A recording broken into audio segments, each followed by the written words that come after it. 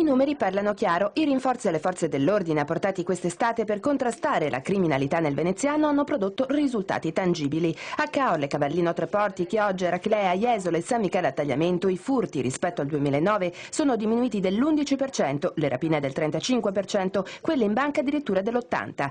I controlli sui marchi e i prodotti contraffatti per contro sono cresciuti del 4,5% e il numero di pezzi sequestrati è salito a dismisura fino a 11 milioni di articoli contro gli 800.000 dell'anno scorso.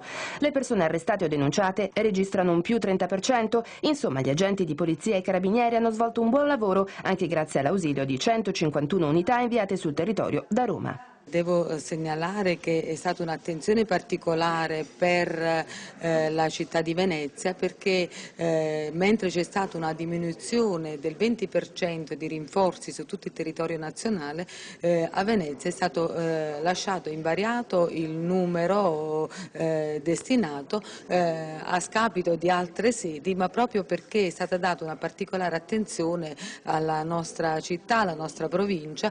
Intanto parte un tavolo di lavoro per affrontare un'emergenza che invece a Venezia non è stata risolta, quella dei venditori abusivi che presidiano soprattutto alcune zone come Riva degli Schiavoni. Dovrà risolverlo, no?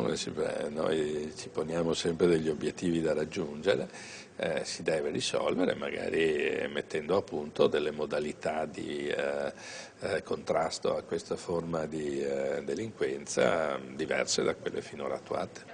Nel complesso comunque i dati sulla sicurezza sono positivi, anche se secondo la provincia il susseguirsi di episodi di violenza segnala la presenza di pericoli sulle nostre strade. L'ultimo tragico fatto questa notte a Mestre, dove durante una rissa un giovane rumeno ha ucciso un bengalese di 22 anni. Sono dei fatti che sono assolutamente preoccupanti e spiacevoli e quindi non è che dobbiamo abbassare la guardia perché oggi leggendo i dati possiamo dire spostiamo l'attenzione in qualcos'altro.